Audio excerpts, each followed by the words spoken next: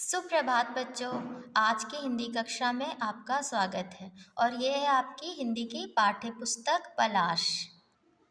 तो बच्चों, आज हम लोग पढ़ेंगे पाठ 17 जिसका शीर्षक है बालक गोपाल। ठीक है, ये क्या है? एक प्रेरक प्रसंग। तो सबसे पहले मैं आप लोगों को बता देना चाहती हूँ कि प्रेरक प्रसंग होता क्या है। प्रेरक प्रसंग किसी भी व्यक्ति या किसी महापुरुष के जीवन से जुड़ी कुछ महत्वपूर्ण घटना होती है जो छोटी होती है लेकिन हमारे लिए प्रेरणा देने का काम करती है।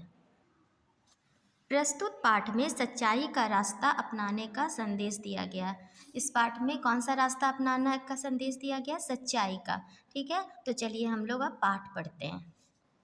गणित की कक्षा थी। अध्यापक कॉपी जांच रहे थे। उन्होंने सब बच्चों को गणित का एक प्रश्न हल करने के लिए दिया था। गणित की कक्षा थी, यानी कि जो आप लोग मैथ्स पढ़ते हैं ना, उसको हम लोग हिंदी में क्या बोलते हैं? गणित।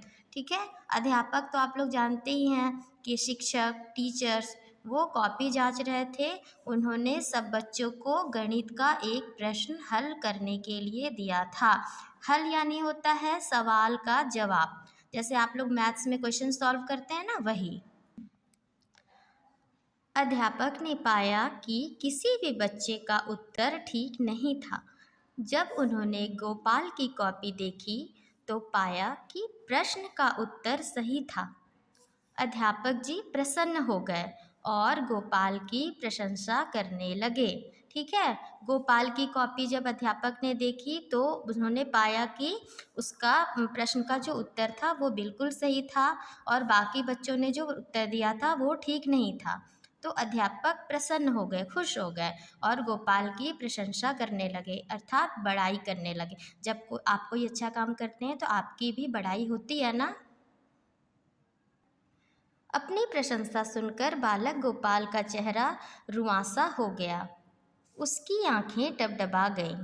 अपनी प्रशंसा सुनकर, अपनी बड़ाई सुनकर बालक गोपाल का चेहरा जो है वो रुआंसा हो गया, अर्थात रोने जैसा उसका चेहरा हो गया। उसकी आंखें डबडबा गई, अर्थात उसकी आंखें भर आई।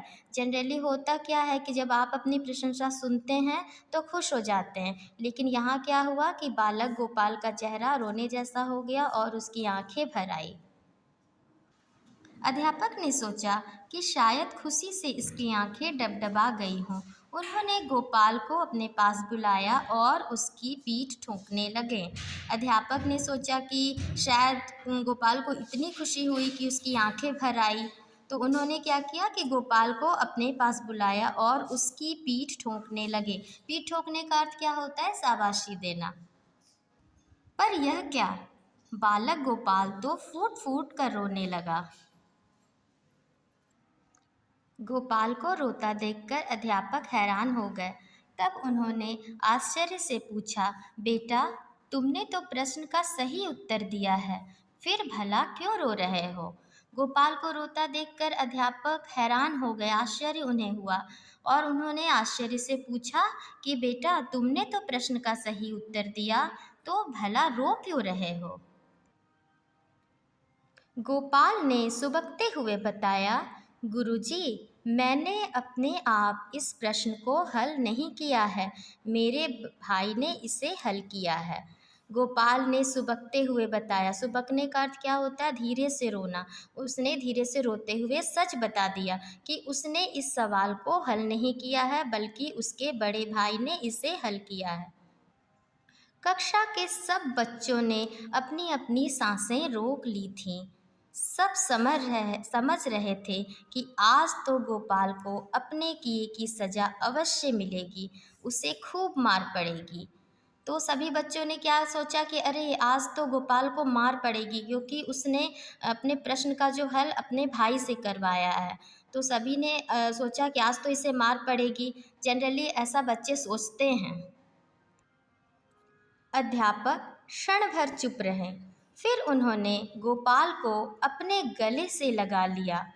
उन्होंने सत्य बोलने के कारण उसकी प्रशंसा करते हुए कहा, बेटा, एक दिन तुम अवश्य अपने देश का सिर ऊंचा करोगे। यह क्या, लेकिन जो बच्चों ने सोचा था कि गोपाल को तो मार पड़ेगी, जस्ट बिल्कुल उसके विपरीत हुआ। अध्यापक क्या हुए, चुपचाप थोड़ी देर चुप रहे, क्षण भर, थोड़ी देर के लिए। फिर उन्होंने गोपाल को क्या किया कि अपने गले से लगा लिया और उन्होंने सत्य बोलने के कारण, अर्थात सच बोलने के कारण उसकी बड़ाई करते हुए कहा। मतलब अध्यापक इस बात से खुश हो गए कि गोपाल ने सच बोला। सच बोलना बहुत बड़ी बात होती है बच्चों, इसीलिए अध्यापक खुश हो गए और उन्होंने गोपाल को शाबाशी दी और उन्होंने बोला कि एक दिन वह अपने देश का सिर जरूर ऊंचा करेगा। जानते हो वह बालक कौन था? उस बालक का पूरा नाम था गोपाल कृष्ण गोखले। क्या नाम था उस बालक का? गोपाल कृष्ण गोखले। बड़ा होकर वे देश के महान नेता बने। देश को आज़ाद कराने में उन्होंने बढ़ चढ़कर भाग लिया था। देखिए ये कौन है? गोपाल कृष्ण गोखले, यही है वो बालक। तो इन्होंने क्या किया, बचपन में इन्होंने सच बोला। तो हम लोगों को भी यही सीखना चाहिए कि सच बोलने से हम लोगों को कभी डरना नहीं चाहिए, बल्कि हमें हमेशा ही सच का साथ देना चाहिए। ठीक है, इस कहानी से ये जो आप लोगों ने पढ़ा ये पाठ, उससे आप लोगों को क्या सीख मिली? जो मन का सच्चा होता है वह जीवन में महान बनता है। इसीलिए आप लोगों को भी क्या करना, मन का सच्चा बनना है, सच बोलना है। सच बोलने से कभी डरना नहीं चाहिए। ठीक है, धन्यवाद।